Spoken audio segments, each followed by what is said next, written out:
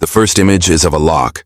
Not just a lock, but an old brass one bolted against a thick wooden door, its metal face blackened with years of neglect and candle smoke. The voice of the narrator tells us this is the sacristy of St. Aurelia's, a modest church in a quiet town where devotion once filled every pew. It was here, 31 years ago, that 3 nuns left evening prayer and never came home. Their shoes were still by their beds, habits pressed, rosaries folded neatly on bedside tables. Nothing was taken.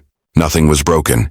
It was as if they stepped out of time and the world politely erased their footprints. The official version of the story was strangely efficient. Police and church representatives suggested the women had simply walked away. The records used the phrase voluntary absence, a bureaucratic way of saying they ran.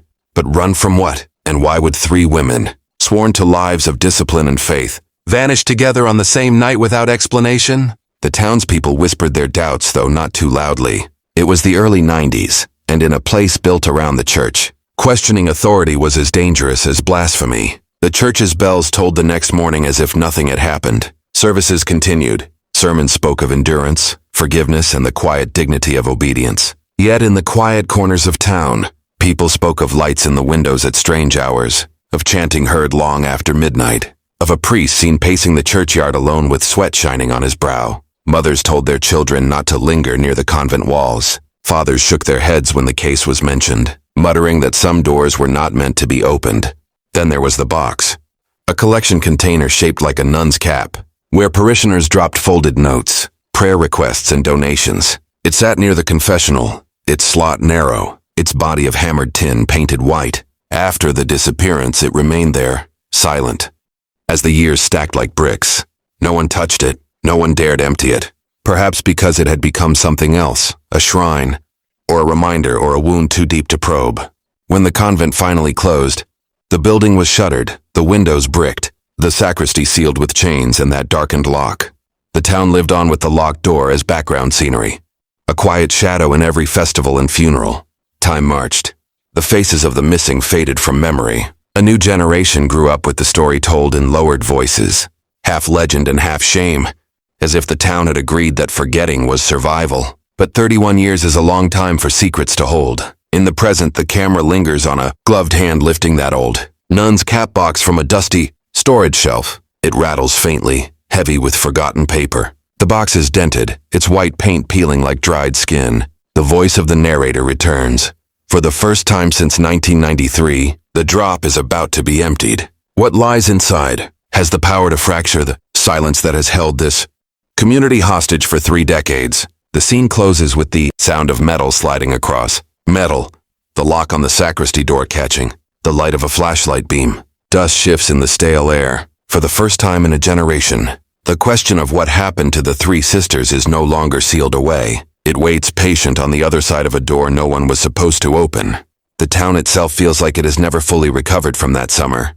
Even if most people would tell you otherwise, St. Aurelia's parish sits at the center of a grid of narrow streets lined with weathered storefronts, a bakery that opens before dawn, and a bar that never really shuts down. It's the kind of place where names linger longer than people, and memories are preserved in gossip. When you walk those streets, you hear fragments of the same story, retold in a dozen different ways, shaped by fear, by guilt, and by the strange pride that small towns take in their own tragedies. At first, the disappearance of the 3 sisters was spoken of in hushed tones. Parishioners recalled the evening mass of June 1993. As ordinary, the pews filled, the incense heavy in the air, hymns echoing against the vaulted ceiling. The women were seen kneeling together, lips moving in prayer as they had hundreds of times before. And then, after the closing hymn, they simply did not return to the convent. Some said they must have fled an oppressive life. Others insisted they were taken. But all agreed the timing was wrong. The silence too complete, the details too neat. The narrator ties this silence to something personal. A mother's recollection. She had been a friend once to one of the missing nuns before she entered the convent. She described her as gentle, shy but with a sharp wit, the kind of woman who would tease quietly at a dinner table and then fall silent as soon as the conversation turned serious. She would never have left without a word, the mother had said, shaking her head as if the words themselves were dangerous to speak aloud. That memory lingers, a tether connecting the present-day investigator to the lost women. a moral obligation to peel back the layers of polite forgetting.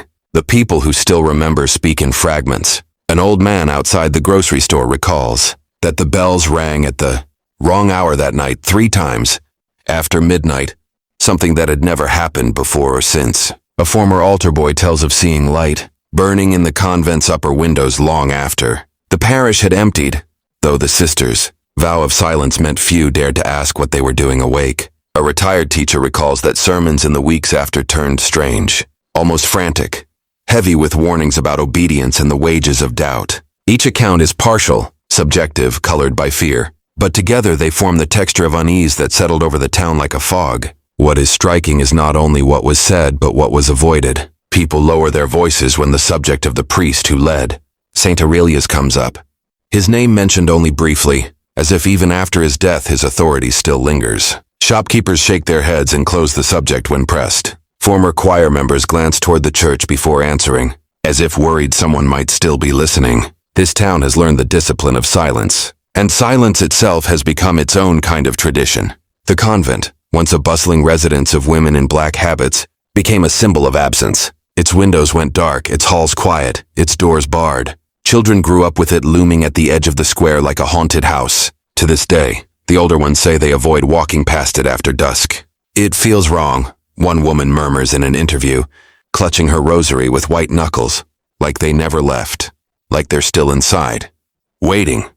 The way she says it doesn't sound like a ghost story. It sounds like a warning. The narrator draws the thread tighter. Behind every whispered recollection lies a wound. A community that professed devotion chose not to look too closely when its guardians of faith disappeared.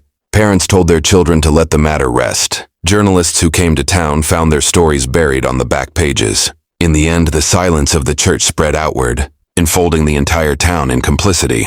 Now, decades later, that silence is threatened. The act of opening the nun's cap drop box and sifting through the yellowed papers and strange objects inside will not just reopen a cold case, it will reopen a scar. The story moves forward not only with the weight of official contradictions, but with the moral weight of people who lived with their own unease and learned to bury it. The stage is set for confrontation between what was remembered, what was silenced, and what has been locked away for 31 years. The Church of St. Aurelius has stood empty for years, but walking toward it still carries the weight of trespassing.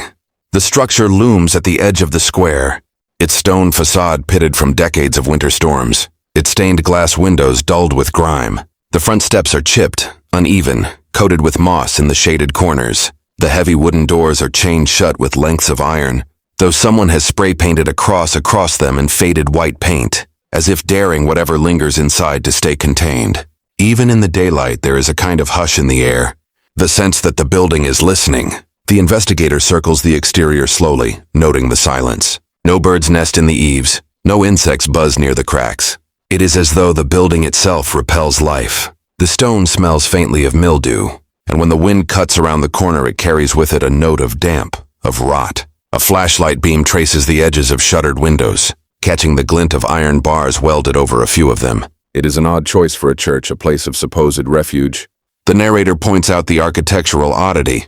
Floor plans held in diocesan archives show no mention of bars or chains, and yet they are here, heavy and unmistakable. With effort, a side entrance is forced open. The door shrieks on rusted hinges, and the interior greets with a stale rush of air, heavy with dust and something faintly sweet, almost metallic. The flashlight cuts through a curtain of floating particles. The nave stretches into shadow, the pews coated with a thin gray film. Every footstep echoes in the silence, each sound magnified in the cavernous space. The scent of incense lingers faintly, long after its last use baked into the very wood. The investigator pauses to let the eyes adjust. The crucifix above the altar leans forward unnaturally, as if the beam that held it has warped.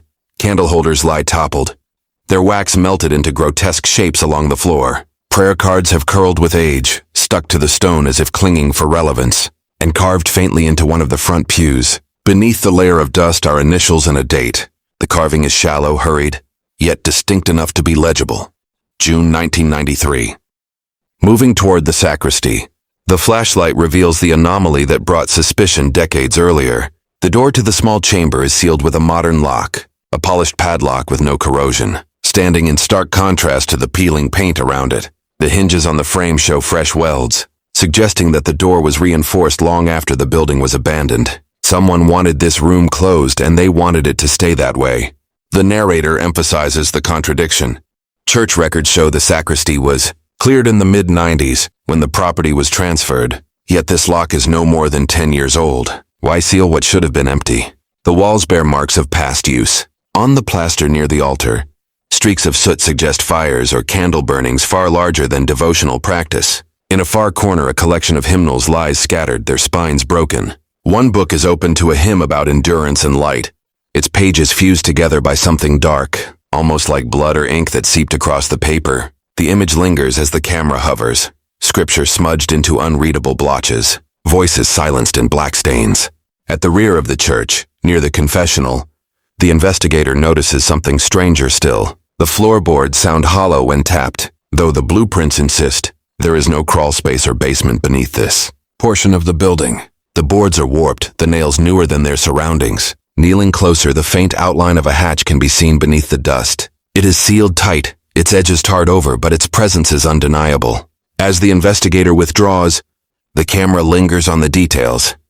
The unnatural silence, the newer locks, the contradictory floor plans. Everything about the church suggests an effort to rewrite its own body, to conceal something in its walls and beneath its floors. This first descent into St. Aurelia's leaves the air heavy with unease. The building is no longer just a setting, it is a witness, a participant in the vanishing of the three sisters.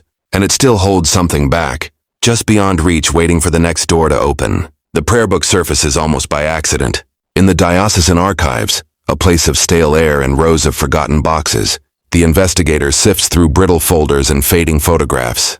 Most files are routine: financial ledgers, baptism certificates, lists of parish activities. Nothing appears extraordinary until a slim volume, wrapped in plain brown paper and marked only with a date, is set aside for miscellaneous. Inside is a worn leather prayer book, its spine cracked, its cover soft from years of handling. A name is written faintly on the inside flap in faded ink: Sister Magdalene, one of the three who never came home. At first glance, it looks ordinary. The printed prayers are familiar, passages from scripture repeated across centuries, but the margins tell another story. In careful handwriting, Magdalene has filled the blank spaces with notes, notations in Latin, fragments of hymns rewritten into minor keys. Some are practical, reminders to practice certain chants. Others are different, private thoughts that bleed uneasily into the holy text. The midnight choir sings, "When the bells fall silent." 3 voices should be 1, but tonight we are 4. The deeper the investigator reads, the more the entries take on an urgency that the official record never mentioned. Weeks before the disappearance, Magdalene writes of doors that should never be closed, of instructions passed in whispers, of nightly gatherings that she calls lessons, but never describes directly. The handwriting itself begins to change. The confident, neat script becomes uneven, hurried, words crammed against the margins as though she was writing secretly. Under pressure, in the final week before her vanishing, the notes become almost frantic. Voices in the sacristy: "Men, we do not. No, sister, Helena does not sleep. We have been told to fast, but the hunger feels like punishment." What is striking is the shift in tone. The early notes reflect reverence and devotion, the kind of personal prayers one expects from a young woman committed to her faith. But as the dates move closer to June 1993, a shadow falls across the pages. The entries are no longer prayers but warnings to herself. "If I am silent, it is not my will. The chapel is not ours at night." And, scrawled diagonally across an entire page, in handwriting that appears shaken and uneven, "Do not trust the bells." The narrator lingers on this phrase. The bells are central to parish life, calling worshippers to prayer, marking the hours. To suggest distrust of them is to suggest something was deeply wrong at the core of the church. The investigator cross-references the dates of the entries with parish bulletins. One discrepancy leaps out. On the very night, Magdalene notes hearing unfamiliar voices. The bulletin records a maintenance closure of the sacristy. No explanation is given, only that the area was off-limits to parishioners for 2 days. Turning to the final pages, the entries stop abruptly. The last marginal note, written faintly as though the ink was running dry, reads, "We are to kneel tonight. If I do not rise, remember me." After that, silence. The following pages are blank, as if her hand had been stilled forever. The prayer book is more than an artifact, it is testimony. In its margins, Magdalene left behind the record that no official file preserved. It reveals foreknowledge, a sense of entrapment, and a plea for remembrance. The narrator connects this discovery back to the sealed sacristy and the strange, hollow boards in the church. The very spaces Magdalene warned about now stand as unanswered echoes. The camera closes on the fragile book, its leather cracked, its pages trembling under the investigator's hands. This is no longer just a case of 3 women vanishing without explanation. It is a record of fear written in the margins of Scripture, a voice breaking through decades of silence. The unease grows heavier. What exactly did the sisters witness in those last nights? And who ensured their voices were never heard again? The woman who finally agrees to speak does so reluctantly, her voice low, as though the walls themselves might carry her words back to someone she still fears. She was only 17 in the summer of 1993, a choir member who practiced weekly under the vaulted ceiling of St. Aurelia's. For her, the church had been a place of belonging, hymns echoing in her chest, the candlelight reflecting off polished wood, the thrill of her voice blending with the others. But the night of the sisters' disappearance carved itself into her memory with the precision of a wound, and she has never been able to shake it. She recalls the rehearsal ending later than usual, the clock in the nave chiming 9 as the last notes drifted upward. The nuns had lingered near the vestry, speaking in hushed tones, while the choir girls gathered their sheet music. She remembers Sister Magdalene laying a hand gently on her shoulder, whispering a blessing before turning toward the sacristy door. It seemed ordinary then, a gesture of kindness, yet in hindsight it felt like a goodbye. As the teenager prepared to leave, she had wandered back toward the pews to fetch her forgotten scarf. That was when she heard it, muffled cries, like someone pleading through a closed door. The sound carried from the direction of the sacristy, sharp, urgent, then suddenly smothered. She froze, clutching the scarf against her chest, heart hammering. The next sound was the scrape of wood against stone, as though furniture was being dragged across the floor, and then silence. Fear rooted her to the spot until a shadow fell across the aisle. It was the priest. His face glistened with sweat though the church was cool, his expression taut with something between anger and dread. He saw her there trembling, and with a voice sharper than she had ever heard from the pulpit, he told her to leave. "Go home," he ordered, his eyes darting toward the sacristy door. "And do not come back tonight." She obeyed. At 17 you obeyed men in collars, but the memory of that voice so different from the gentle sermons never left her. The next morning she learned the sisters were gone. Whispers spread quickly through the choir, that they had left of their own accord, that they had broken vows, that they had been taken. None of it made sense. When she dared ask questions, the priest silenced her with a look so cold she still feels it decades later. At Mass he preached about obedience, about the dangers of doubt, his voice booming until it seemed to shake the rafters. The girl, young and afraid, swallowed her suspicions and said nothing. Now, 31 years later, her words come haltingly, weighted with guilt. She admits she wondered many times whether she could have helped, whether her silence allowed something darker to remain hidden. She dreams of that night still, of muffled voices and the scrape of furniture against stone. The memory is incomplete, fragmented by fear, but it aligns with Magdalene's journal entries about unfamiliar voices and kneeling. 2 testimonies, separated by decades, begin to reinforce each other. Her account adds human weight to the investigation. It is no longer just papers and artifacts, no longer just margins in a prayer book. It is a living voice, cracking under the strain of memory, telling of a moment when the sacred turned sinister. The narrator emphasizes this shift. The story is no longer an abstraction about missing women, but a lived trauma, witnessed by a girl who carried the burden into adulthood. As she finishes speaking, her hands tremble. She looks away, eyes fixed on something distant, and admits she has never set foot in the church again. "It felt like they were trapped," she whispers, "and I couldn't free them." The words hang heavy in the air, both confession and curse. The camera lingers on her face, lined now with years, her expression a mirror of the town's unspoken guilt. The recollection pierces the veil of silence around.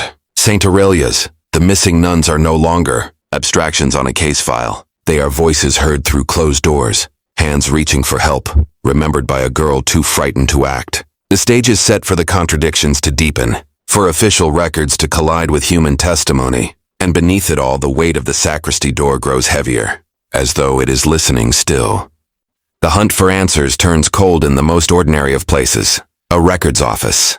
Stacks of cardboard boxes line the shelves, their labels curling with age. Their contents cataloged in neat handwriting meant to suggest order. But order is a performance, and it doesn't take long to see the gaps. The investigator begins with police files. From the summer of 1993, the disappearance of 3 nuns should have generated a thick folder: witness statements, incident reports, search maps, evidence logs. Instead, there is only a thin packet. The cover sheet is stamped with the date June 12th, but the report inside references events from June 14th when cross-checked against the town's own newspaper archive. A glaring discrepancy emerges. The paper ran a story about the missing sisters on June 13th.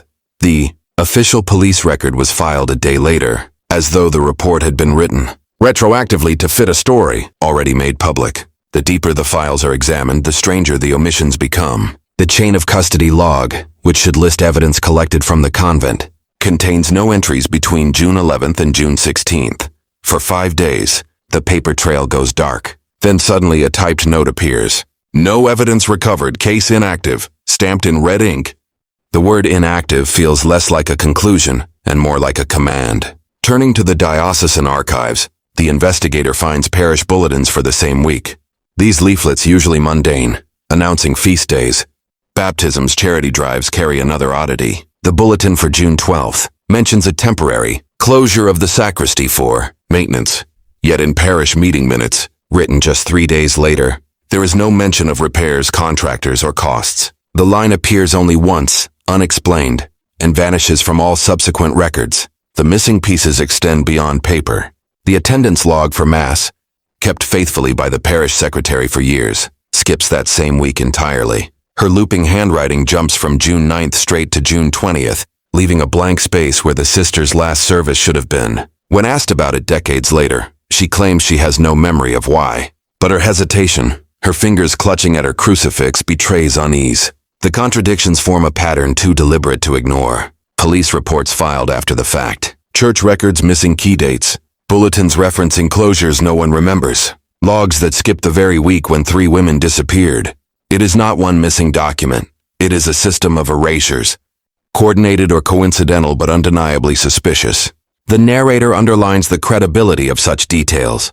These are not rumors or stories passed down in whispers. These are official records with timestamps and signatures, and it is precisely in their absences, their gaps, that the truth begins to reveal itself. A story has been reshaped on paper to erase reality.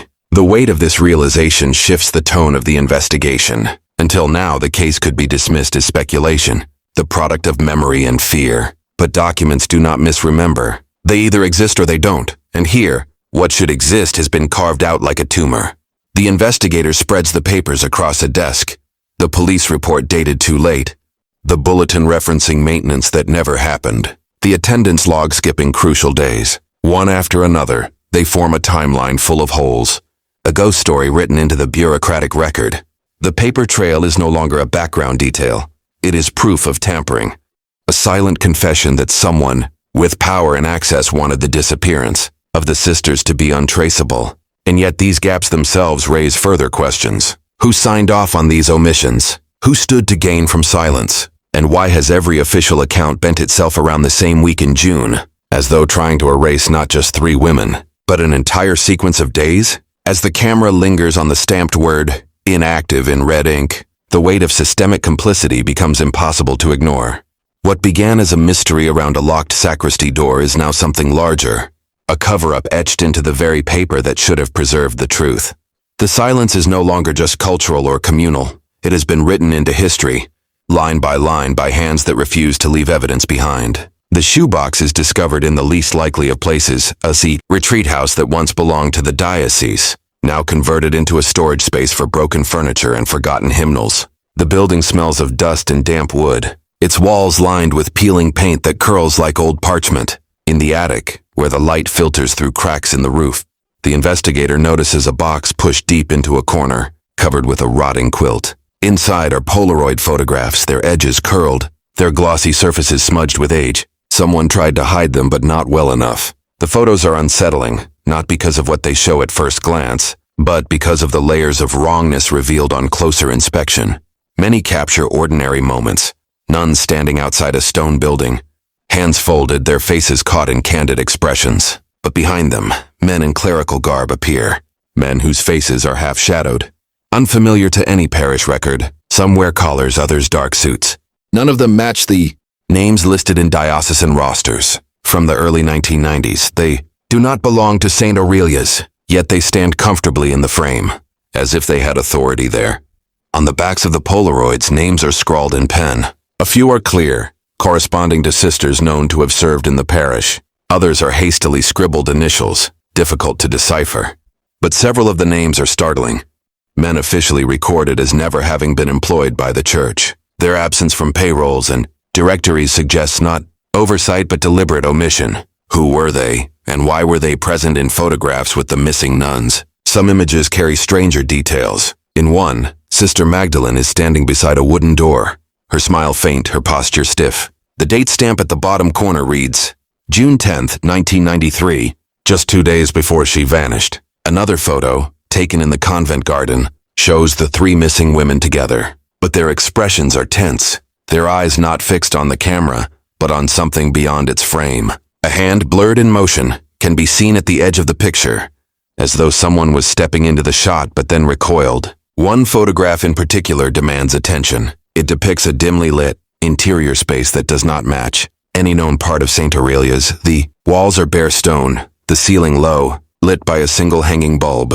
In the background, benches are arranged in rows, not like pews but like seating in a waiting room or holding area. Two of the missing nuns stand at the far end, partially obscured, their bodies angled as if they had been told to pose but resisted. One looks directly at the camera, her expression frozen between fear and defiance. The image is grainy, but her eyes seem to plead across the decades. The investigator spreads the photographs across a table. Together they form a mosaic of contradictions. Parish records insist that the three sisters were last seen leaving evening prayer quietly and without disturbance. Yet here they are, captured with unfamiliar men in locations not listed in any floor plan. Parish rosters insist certain names were never attached to St. Aurelia's. Yet the backs of these photos say otherwise. Each image is a silent witness, each smudge of ink an accusation. And then there are the torn photos. Several Polaroids are ripped jaggedly in half, leaving only fragments of faces and backgrounds. On the back of one, half of a name remains, Annual. Another bears the start of a word, X. The tearing feels purposeful, as if to erase certain people from memory, while leaving the sisters' presence intact. The absence of those missing halves is almost louder than the photos themselves. The narrator lingers on the implications. Photographs freeze moments in time, evidence that cannot be reshaped as easily as words on paper. These Polaroids suggest that the sisters were not simply runaways, nor merely victims of an isolated crime. They were seen, documented, in the company of individuals who should never have been there. The artifacts demand an explanation that no official record provides. The discovery reframes the case entirely. It is no longer about three women who disappeared one night. It is about a network, shadowy figures who moved freely through the convent, leaving no trace except in these accidental snapshots. The town's whispers, the choir members' memories, the margins of Magdalene's prayer book, each has found a visual echo. The sisters were not only present in their final days, they were watched, photographed, perhaps catalogued, like participants in something they never chose. The camera closes in on the grainy photo of the stone-walled room, the faint outline of benches, the hanging bulb swaying slightly in the captured frame. The narrator's voice softens, carrying the weight of the implication. The missing sisters may not have left at all. They may have been moved. The photographs cannot stay hidden for long. Once the images surface, once their blurred edges and handwritten names are scanned and circulated beyond the safety of dusty archives, the tone of the investigation changes abruptly. The questions no longer linger only in whispered speculation or private interviews. They now demand acknowledgement from the institution that has, for 31 years, maintained silence. And that is when the pressure begins. The investigator sends formal inquiries to the diocese, attaching select copies of the Polaroids.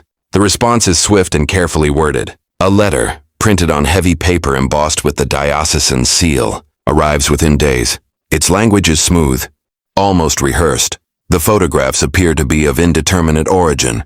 We cannot confirm the authenticity of the individuals depicted. The diocese has no record of the individuals named on the reverse. We urge caution in drawing conclusions from items that may be fabricated or altered. At first it reads like a simple denial, But the investigator notices subtle cues. The letter never directly states that the sisters are not pictured. It never denies that the convent may have had visitors during the time in question. Instead, it frames the photographs as dubious, suggesting contamination, forgery, or malicious intent. The narrative begins to shift. The burden of proof is placed on the investigator, not the institution that failed to account for 3 women. Then the calls begin. A blocked number rings late at night, always cutting off after a single ring. Anonymous emails arrive, terse and menacing. Be careful where you look. You are disturbing. The peace of the dead. 1. Message contains nothing but a scanned excerpt from a parish bulletin. The word obedience underlined 3 times in red. When the investigator attempts to arrange an on-camera interview with a diocesan representative, the meeting is abruptly canceled. The explanation given is vague. Scheduling, conflicts, but the implication is clear. Access will not be granted. Instead, the diocese issues a public statement. Delivered from a polished podium, the spokesman speaks directly into the camera with practiced calm. He frames the disappearance as an enduring tragedy, best left to God's mysteries. He urges the community to avoid sensationalism and to respect the legacy of the sisters by focusing on their devotion, not on unfounded allegations.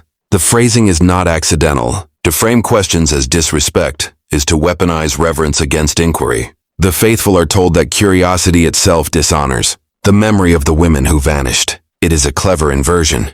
Those seeking truth become the aggressors, while silence becomes a form of piety. But cracks show even in this performance. Local parishioners recall that the spokesman had not lived in the community in 1993. His polished detachment contrasts sharply with the raw memory of those who remember. The nuns' absence. A few note quietly that the church has never held an annual memorial for the missing, never dedicated a plaque or even a prayer vigil in their names. If their legacy mattered, why erase them from ritual remembrance? The narrator emphasizes how this pressure operates not only through words but through presence. The investigator notices unfamiliar cars parked across from their home, men idling in suits at the back of community meetings, silent observers who vanish when approached. Records requests that had once been processed without issue now stall indefinitely.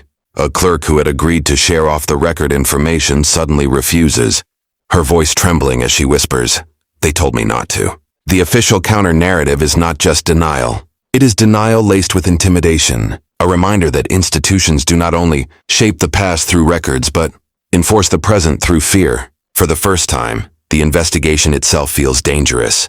The act of asking questions transformed into a risk. The tension rises. The discovery of the Polaroids opened a window, but the response slams it shut with deliberate force. And yet the very weight of the denial only fuels suspicion. If the photographs were meaningless, why respond with such urgency? Why shadow? Why threaten? Why invoke obedience? The narrator lingers on this contradiction as the camera pans over the blurred faces of the Polaroids once more. In the silence between official words and private threats, the truth whispers louder. The church's story insists that nothing more can be known. The photographs insist otherwise, and the weight of both presses down on the investigator, drawing them deeper into the hollow spaces where fact and fear intertwine. It is almost by accident that the tape emerges. The investigator is not searching for it, not at first. A local man, retired now, quiet, a janitor who once worked in the parish school, mentions in a cautious tone that he held on to something he probably shouldn't have. His house is small, crowded with decades of thrift store furniture, the air heavy with the smell of tobacco and mothballs. He shuffles toward a cabinet in the back room and pulls out a shoebox. Inside are odds and ends, rusted keys, ticket stubs, yellowed receipts. At the bottom, wrapped in a plastic bag, lies a cassette tape. The label is handwritten in blue ink. June 11, 1993, choir practice. The tape is warped with age, its corners cracked, but the spools inside still turn when tested. The janitor explains that he found it while cleaning the sacristy years ago, stuffed behind a filing cabinet. He meant to return it, but something in him resisted. Didn't feel right the way it was hidden, he mutters. He hands it over without ceremony, but his eyes linger, wary, as though a burden has finally been passed on. When the tape is played back, the sound is faint at first. Static hums, muffled footsteps, the clatter of a microphone being adjusted. Then voices, women's voices, singing a familiar hymn. The sound is thin, distant but steady, the way a small parish choir would echo off stone walls. For a moment, it seems to be exactly what the label promises. A simple rehearsal, ordinary and unremarkable, but the hymn falters. The singing cuts off abruptly, replaced by a pause, then low murmurs. A man's voice enters, not the soft, careful cadence of a priest, but rougher, authoritative, as though commanding. His words are indistinct, swallowed by the poor recording quality, but the tone carries sharp edges. The women's responses are subdued, submissive. Then one voice, higher, almost trembling, asks a question. The tape pops with static, masking the words, but the desperation in her tone is unmistakable. The atmosphere shifts. What follows does not sound like a choir practice. The man speaks again, louder this time, the rhythm of his voice like an instruction or a warning. A scraping noise cuts through, as if something heavy is being dragged across the floor. There are faint gasps, a thud, then silence. For a long stretch, the tape record's only static, punctuated by faint echoes, shuffling feet, the crackle of wood, a door creaking shut. Then, just as the spool begins to wind toward its end, something chilling occurs. A voice, very near to the recorder, whispers a phrase that cuts clean through the static. "We are not supposed to be here." The sound is so close, so intimate.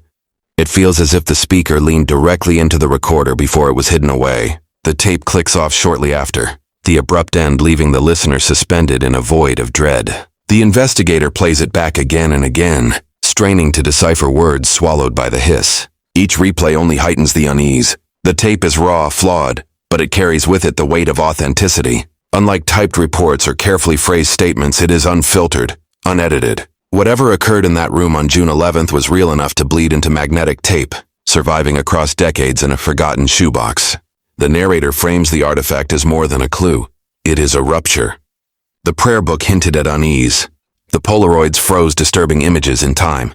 But this tape sounds like fear. It does not offer clarity, only fragments. But fragments are enough to destabilize the official account. If the sisters disappeared quietly, without disturbance, then how can one explain this? If nothing happened inside the sacristy, why does the tape capture commands, gasps, and a whispered confession that we are not supposed to be here?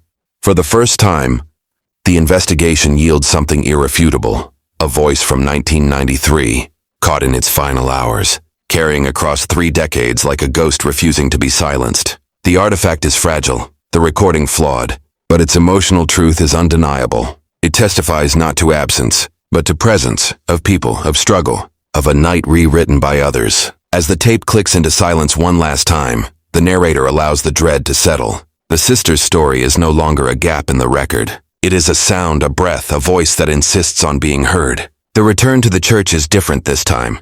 The investigator has walked its halls before, peered into its quiet corners, stood beneath the echo of its bells. But now, armed with the prayer book's warnings, the photograph's contradictions, and the cassette's chilling whisper, the building feels less like a house of worship and more like a labyrinth with secrets walled inside. Every creak of the floorboards, every shift of the air seems purposeful, as if the place itself resists intrusion. The sacristy, long rumored to have been sealed for repairs, becomes the focus. On the surface, it appears ordinary.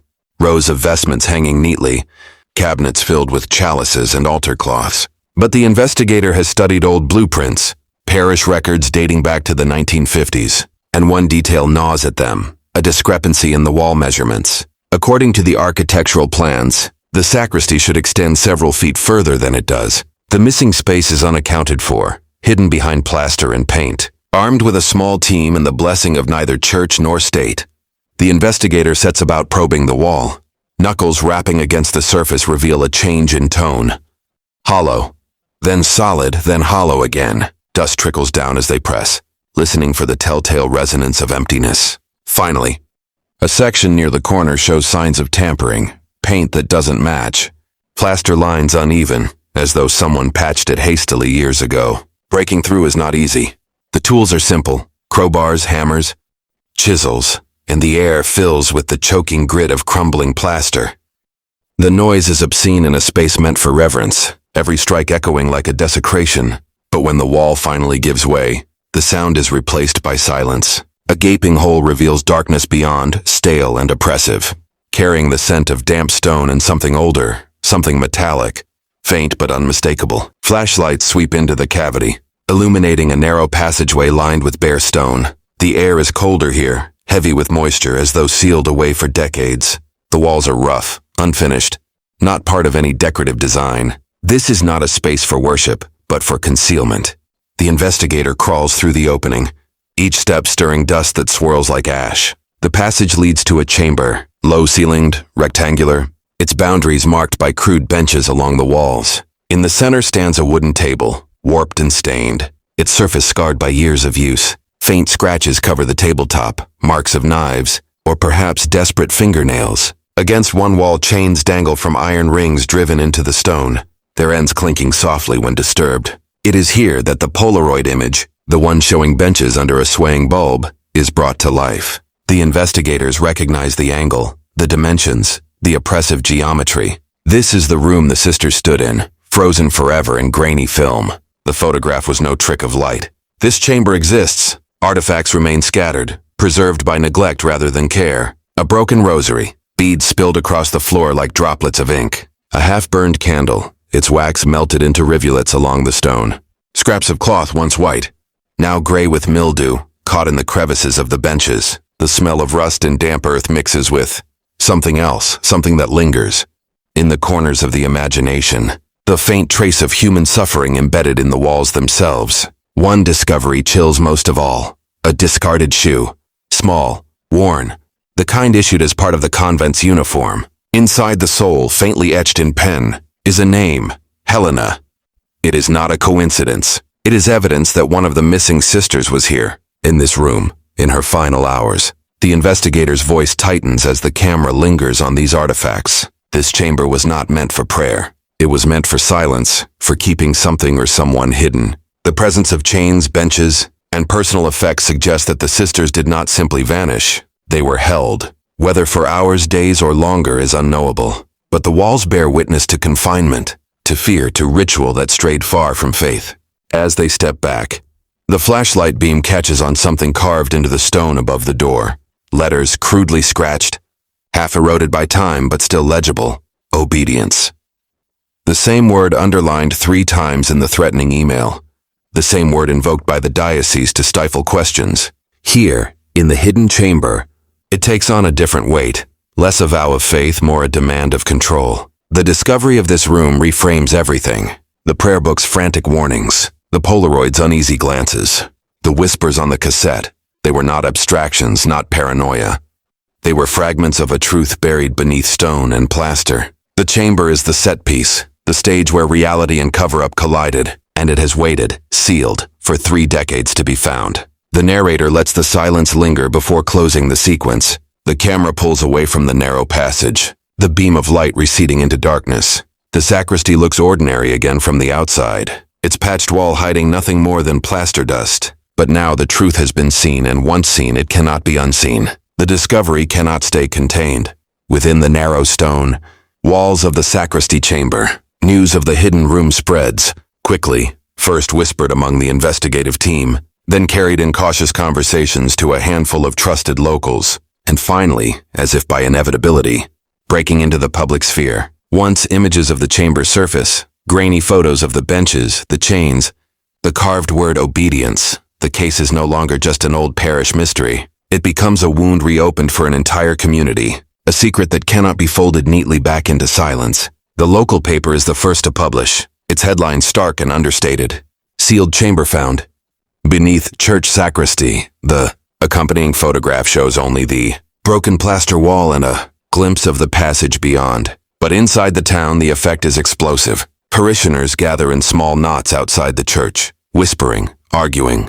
Some insist it must be a mistake, that the chamber is an old storage cellar or storm shelter. Others speak in hushed tones of what they always suspected. The stories their parents never told them directly but hinted at in unfinished sentences. Within days, larger media outlets arrive. Satellite trucks line the narrow streets. Reporters set up cameras against the backdrop of the church's Gothic spire, their microphones catching the outrage and confusion of locals. Some interviews are tearful. Older women who remember the sisters' voices in the choir, who admit to never understanding why no memorial was ever held. Others are defensive, angry, lashing out at the investigators for smearing the town's most sacred institution.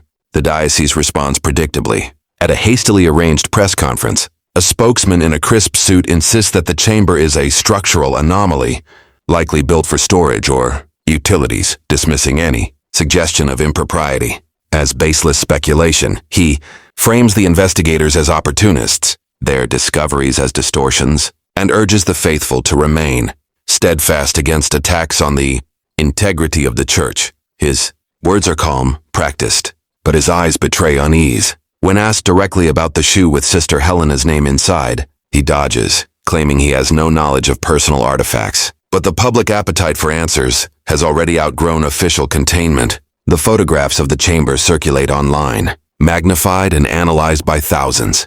Message boards and late-night talk shows buzz with theories, some plausible, others far-fetched, all fueled by the imagery of chains, benches, and a single carved word. Protesters gather outside the diocesan headquarters, holding signs demanding transparency, their chants echoing across stone walls that have stood untouched for centuries. Inside the town itself, the fallout is even sharper. Parishioners divide against each other, those who feel betrayed, their faith shaken to its core, and those who double down, convinced that questioning the church is itself a sin. Families fracture along these lines. Neighbors who once exchanged Sunday dinners now cross the street to avoid each other. The case of the 3 missing nuns, long buried under silence, has become a living fracture in the community's identity. The investigator, once an outsider moving quietly in the shadows, is thrust unwillingly into the spotlight. Their name appears in articles, their face caught on camera as they walk into municipal buildings. Anonymous letters arrive at their hotel, some thanking them for bringing truth to light, others damning them for dragging holy names through the mud. One envelope contains nothing but a clipping of the newspaper's front page. The headline circled in red ink with a single word scrawled beneath, "Enough." The narrator underscores the gravity of this moment. The chamber was not just a physical discovery. It was a breach in the community's carefully constructed narrative. For 31 years, the disappearance of the sisters was a closed case, wrapped in ritual silence. Now, with undeniable evidence exposed to the world, the story has escaped institutional control. It belongs to the public, to the grieving, to the angry, to the curious. And once that genie is out of the bottle, it cannot be put back. The pressure escalates. Local politicians call for inquiries, though most stop short of condemning the diocese outright. Activists demand federal involvement, pointing to the contradictions in police files, the erasures in parish records, the chilling fragments on the cassette. Each revelation fans the flames, forcing the church into defensive posture. What was once an enduring tragedy best left to God's mysteries has become a scandal threatening to unravel decades of silence. And yet, beneath the noise of cameras and crowds, a quieter unease takes hold. Those who have lived in the town for generations recognize the cost of speaking too loudly. The threats whispered to the investigator are not isolated. Parishioners receive anonymous calls, warning them not to embarrass the church. Old friendships crack under pressure.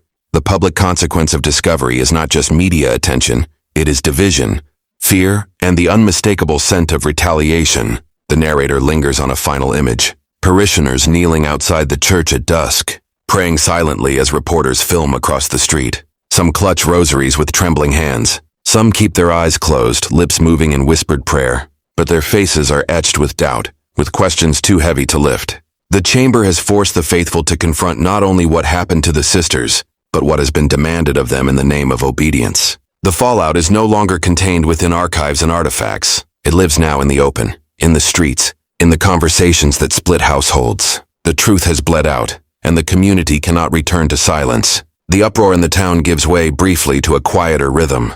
After the flood of headlines and the clash of protests, the investigator retreats from the noise, seeking solace in the archives once more. It is in these quieter hours, sifting through papers that smell of mildew and dust, that the next revelation emerges, not in the spotlight of cameras, but in the intimate silence of fragile pages almost left to rot. The artifact comes from an unlikely place, a box of donations cataloged decades ago, stored in the basement of the parish school. Inside are prayer cards, hymnals, and a bundle of spiral notebooks tied together with twine.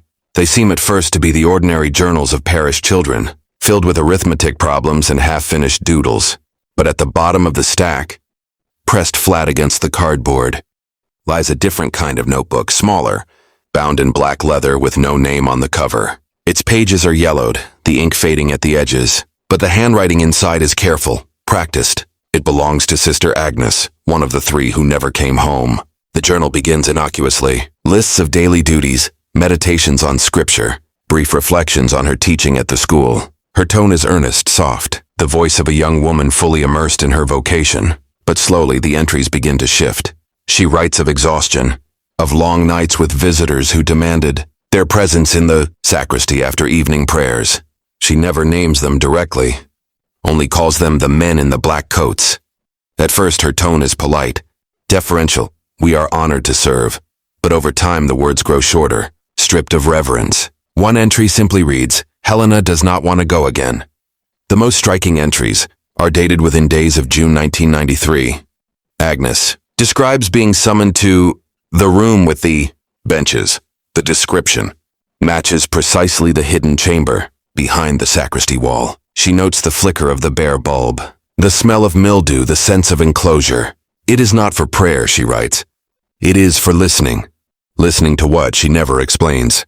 She mentions long silences broken by instructions she does not fully understand, by chance not written in any hymn she knew. She writes of kneeling until her knees bled, of being told to fast until her hands shook. One entry from June 10th carries the most weight. Agnes writes, They say tomorrow we will learn the true vow of obedience. They say it is not written in the rulebook, only in the stone. The words are underlined twice, the ink pressed so hard into the page that it bleeds through to the other side. It is her final entry. The next page is blank. The investigator handles the journal with care, each page turned as though it might dissolve. The handwriting itself carries emotion, the early entries rounded and steady, the later ones jagged, hurried, almost panicked. The contrast tells a story more chilling than the words alone. A young woman pulled from devotion into dread, recording her fear in a notebook that was never meant to survive. The narrator reflects on the cumulative weight of these artifacts. The prayer book's margins, the Polaroid's uneasy faces, the cassette's whispered warning, and now the journal's final lines, all echo one another across time. They are not coincidences. They are a chorus of testimonies, fragmented but united, pointing to a pattern too consistent to dismiss. Yet the journal also raises a deeper unease. The phrase, the true vow of obedience, hints at ritual, at doctrine twisted into something darker, something practiced out of sight. It suggests that what happened in the chamber was not merely an accident of circumstance or the crime of a few rogue individuals. It was systemic, intentional, cloaked in the language of faith to disguise its purpose. The artifact does not provide resolution. It deepens the mystery, but it does so with intimacy, with the trembling voice of a young nun who tried to write down her fear before vanishing into silence. In her words, the viewer feels the weight of survival, not survival of the body, but survival of testimony, carried forward across decades through fragile ink on fragile pages. The journal reframes the narrative yet again. It makes the disappearance not just a matter of missing persons, not just a cover-up by records and statements, but a lived human tragedy, felt in the scratch of pen against paper by a woman who likely knew she would not be heard in her own time. The camera lingers on her final line. The vow is not written in the rule book, only in the stone, as the narrator allows silence to fill the space. The world outside still roils with debate, protest, denial, but here in the soft light of a desk lamp, the quiet voice of Agnes pierces across 31 years. The story has shifted, again from systemic conspiracy, back to the fragile heart of three women who left behind more than absence.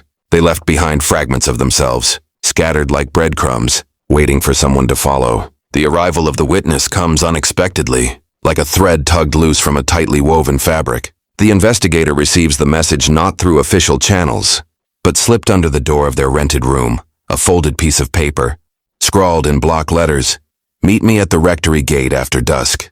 I know what happened. Don't bring anyone. No name, no signature. Only the uneven hand of someone determined yet fearful." At first, suspicion lingers. It could be a trap, a diversion meant to intimidate or silence. But the tone of the note, its urgency, carries the weight of truth. The investigator waits until the evening bell tolls and makes their way to the church grounds, where the stone walls seem to glow faintly in the sodium light of the street lamps. At the gate, a figure stands cloaked in shadow, hunched, wary. When they step forward, the lines of age are visible on their face.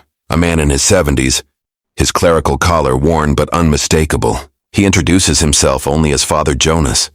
Once a junior priest in the parish, He left abruptly in 1994, citing health reasons. Few remember him now, his name lost in the shuffle of reassignment notices. His voice trembles as he begins, as if the act of speaking these words is itself dangerous. They told us never to talk, he says. But the vow of silence was not God's, it was theirs. Over the course of the hushed meeting, the story unfolds in fragments. Jonas admits he knew of the chamber. He was summoned there only twice, both times under the guise of assisting disciplinary instruction for the sisters. He recalls the fear in their eyes, the way Helena gripped Agnes's hand until her knuckles turned white. He describes how the men in black coats, outsiders, not clergy from their parish, conducted rituals that blended Latin scripture with strange, guttural phrases he did not recognize. They called it obedience, Jonas whispers. But it was breaking them, bending their will into something else. The night the nuns disappeared, Jonas says, he was ordered to leave the grounds. He had argued, sensing unease, but was threatened with reassignment far away, where no one would remember my name. He obeyed. By morning, the sisters were gone. When he asked questions, he was told to sign a statement affirming that the women had spoken of travel, of missions abroad. I knew it was false, he admits, his voice cracking. But I signed.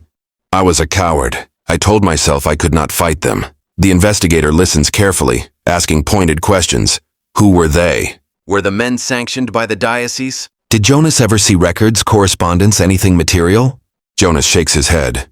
They erased everything, but their presence was real. I remember their shoes clicking on the stone floor. I remember the weight of the silence afterward. It's like the air itself was warning me to forget. Yet he does offer one specific detail, something verifiable.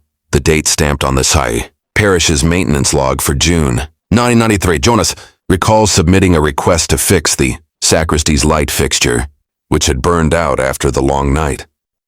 Weeks later, the page was missing from the official record, replaced with a later date and a note claiming the fixture had never failed. That was the moment I knew, Jonas says.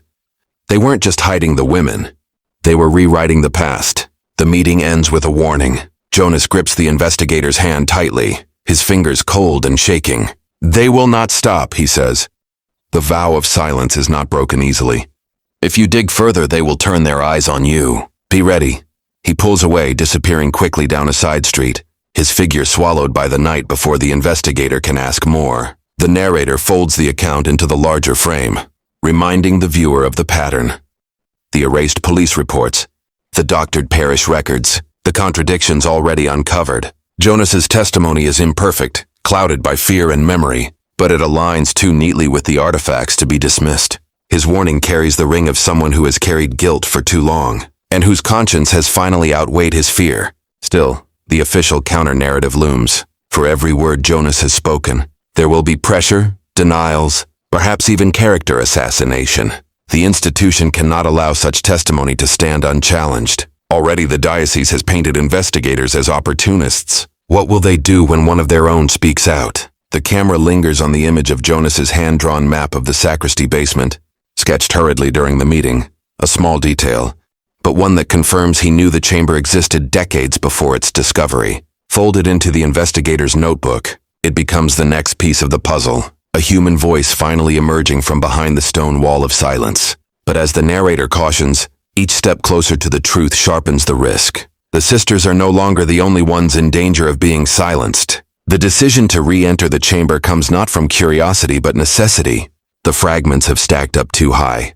The cassette, the Polaroids, Agnes's journal, and now Father Jonas's trembling testimony. All of it points to the chamber as more than just a physical room. It is the nexus of the story, the one place where ritual, disappearance, and erasure intersect. And so, late one night, with rain tapping against the slate rooftops, the investigator gathers a small team, 2 archivists, and a local historian, and returns to the church with permission thinly stretched on paper, knowing that once inside, they may not be alone. The chamber feels different now. What was once dust and stillness is charged with a sense of exposure, as if the room itself knows it has been unearthed. The benches sit in their same grim order, the word obedience still carved into stone, the chains hanging like punctuation marks left behind. But it is the floor that draws attention this time. Beneath one of the benches, where the dust is slightly disturbed, lies a square of stone not quite aligned with the rest. Its edges are rougher, its grout newer, as though it had been tampered with long after the original construction. The team works carefully, prying at the edges. The scrape of metal tools against stone echoes unnaturally in the chamber, bouncing off the low ceiling in sharp bursts. After several tense minutes, the square lifts free with a groan. Beneath it, a hollow cavity reveals itself, narrow, no deeper than a foot, but containing objects wrapped in burlap that crumbles at the touch. One by one, they are lifted into the lantern light, a rosary twisted and broken, a small leather-bound ledger, and what appears to be a strip of cloth, stained dark in ways time cannot explain away. Before the items can be examined, a sound interrupts. The slam of a door above. Heavy footsteps descend the stone staircase into the sacristy. The team freezes, the ledger still in the investigator's hands. The steps are purposeful, too loud to be a curious parishioner. A voice calls down, deep and sharp, demanding to know who is there. The lantern light flickers against the walls, suddenly fragile. The intruder appears at the chamber's threshold, a man in plain clothes, his face shadowed, his hand tight on the banister. He does not announce his name, only repeats the order to leave, his tone carrying authority not born of office but of threat. "This place is not for you," he says. "You're trespassing where you don't belong." His eyes dart to the open cavity in the floor, and for the briefest moment his composure cracks. The confrontation escalates in taut silence. The investigator insists they are working with permission, holding up the official letter like a shield. The man scoffs, says that paper is worth nothing down here. His presence alone confirms what Jonas warned. The chamber is not abandoned, not forgotten. It is still guarded, and the guardians are willing to reveal themselves when pressed. The tension breaks when the man steps forward, hand brushing against the lantern. The team recoils, ready to defend themselves, but then, abruptly, he stops. He levels one final look at the investigator, his expression carved from stone. "Take what you found, and leave. But understand this.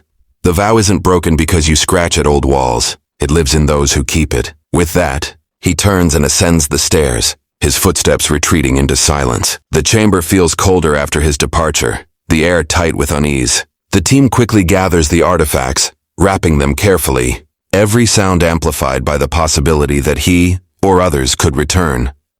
The ledger, once brushed clean of dust, reveals faint embossing on its cover. A simple cross flanked by two initials, DV. The cloth, upon closer inspection, bears a pattern of lace edging, consistent with the veil of a nun's habit. The set piece ends not with triumph, but with a heavy reminder. The truth here is not just hidden in stone and paper. It is protected actively by those who still walk freely above ground. The chamber may yield its artifacts, but it also bears guardians who are not bound by law or conscience. When the investigator finally emerges into the night, clutching the ledger under their coat, the rain has stopped. The streets glisten, empty and slick, the town asleep. But the echo of the man's words lingers louder than the storm. The vow isn't broken. The narrator lets silence sit on that phrase, the camera lingering on the soaked cobblestones as the screen fades, a transition from confrontation to the slow unwrapping of what has now been taken. From the chamber itself, the ledger is opened under the dim light of a desk lamp, its cracked leather spine groaning like something reluctant to be disturbed. Dust rises with every turn of the fragile pages, carrying the faint smell of mildew and candle smoke.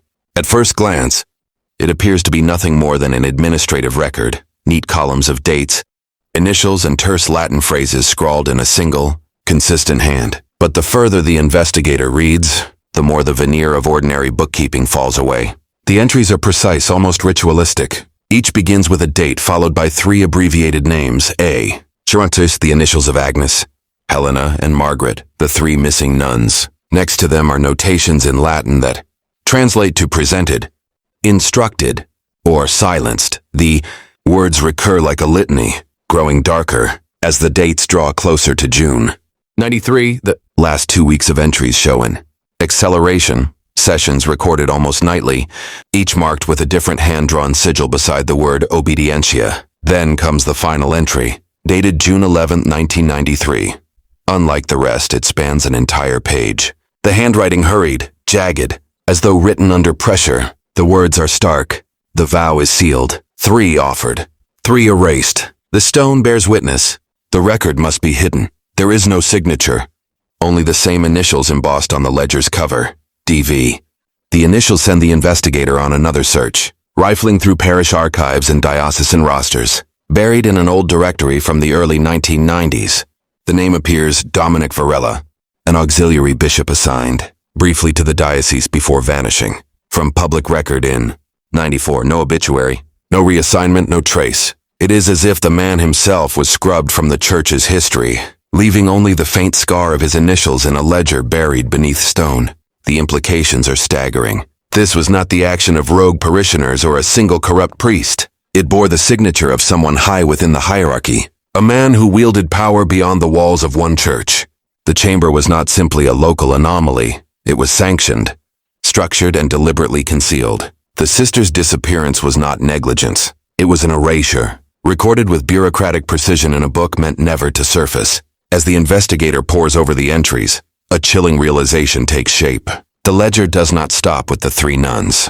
Earlier pages mention other initials, dates stretching back into the 1970s, pairs, and trios of names that do not appear in any official records, each marked with the same words: presented, instructed, silenced. How many others had been drawn into the same ritual of obedience, their absences masked as transfers, illnesses, or missions abroad? The weight of systemic connection grows heavier with every page turned. The ledger is not only evidence of what happened in 1993, it is a map of a pattern spanning decades, possibly across parishes, possibly across regions. The handwriting suggests continuity, a single keeper of the record who outlasted the lives inscribed within it. The narrator underscores the horror in its coldness. Unlike the Journal of Agnes, written in fear and bloodied ink, this ledger holds no emotion, no hesitation. It is the voice of bureaucracy in its purest form, reducing flesh and faith to initials and checkmarks.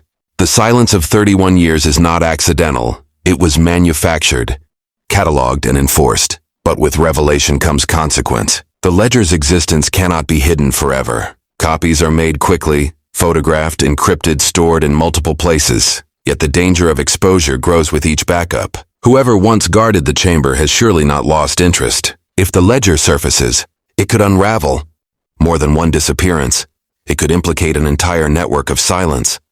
The investigator feels the walls tightening, the pressure mounting. Jonas's warning about the vow echoes louder now.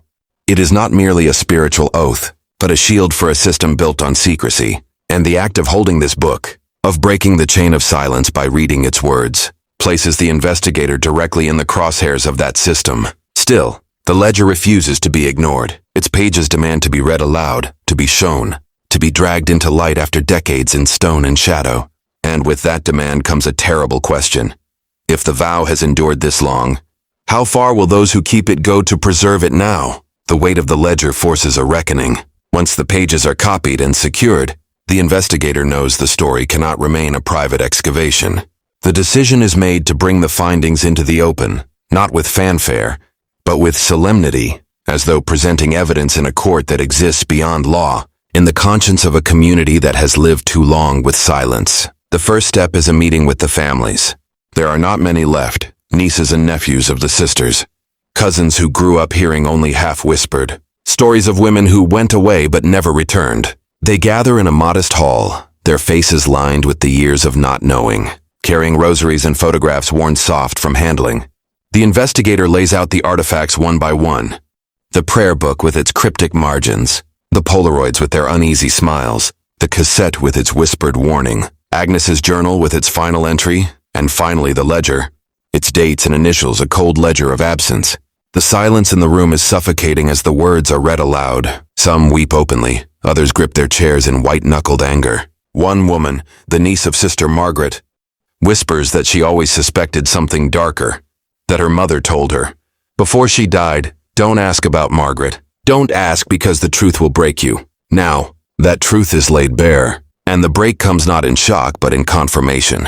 The ripple spreads outward. A public gathering is organized in the town square, not as protest but as vigil. Hundreds come, candles in hand, their flames flickering in the evening wind. The names of the sisters are spoken aloud, not as mystery but as memory reclaimed. For the first time in 3 decades, their absence is acknowledged in public prayer. Some parishioners kneel, others stand with eyes lifted, but all share in the collective release of words long denied. The diocese cannot ignore this. Press releases arrive, polished and cold, dismissing the artifacts as inauthentic or misinterpreted. They claim the ledger is a fabrication, the journal a forgery. But the effort feels strained, rehearsed, and its effect is muted against the visceral power of objects that speak for themselves. The ledger's handwriting is compared against confirmed diocesan documents, and the match is undeniable. The institution can deny, but the denial rings hollow. Still, the system does not collapse overnight. Institutions rarely do. The bishopric launches an internal review, promising findings that will never come. Politicians call for investigations. Hearings are scheduled, then quietly postponed. The machinery of delay creaks into motion, hoping that outrage will fade. Yet something has already shifted in the town itself. The silence is broken. People who once avoided the subject now speak openly. Former parishioners come forward with memories of locked doors, of priests who vanished, of unexplained absences that never returned to the pews. The memorial that follows is simple, but powerful. A plaque is mounted near the church gates, engraved with the names Agnes, Helena, and Margaret. Below them the words, "We remember. We do not erase." Flowers gather at its base. Photographs are tucked into the frame. Children from the parish school place hand-drawn notes beside it, some spelling out "thank you" in crayon, others drawing 3 nuns in habits smiling. The town, fractured by denial and accusation, begins slowly to knit itself back together through the act of remembering. And yet the story does not end neatly. The vow, as Father Jonas warned, is not broken easily. Days after the vigil, the investigator finds another envelope slipped under their door. Inside is a single sheet of paper, no message, only a photocopied fragment of a different ledger. At the top, a date from 1978. At the bottom, 3 initials, not belonging to the sisters, but to others long forgotten. And beneath them, the same word written in jagged Latin, silenti. The implication is chilling. What happened in this town was not isolated. The ledger was not unique. The vow of obedience, twisted, weaponized, may have been kept in other places, in other chambers, leaving other names erased. The camera lingers on the photocopied page, the word silenti underlined before fading into black. The narrator's voice returns, calm but heavy. Some vows bind us to faith, to love, to each other. But some vows are chains, forged in shadow, meant only to silence. 31 years after 3 women vanished, their story speaks again, not just for themselves, but for others whose names may still lie hidden. And perhaps somewhere, another stone waits to be broken. The screen fades to the sound of a church bell tolling in the distance. Then, in the final frame, a single word appears in stark white letters against the black, Caravel. A place name. A thread left dangling, leading into the dark. The story ends with closure for the 3 sisters. But the vow remains, a door cracked open to a larger world of secrets yet to be uncovered.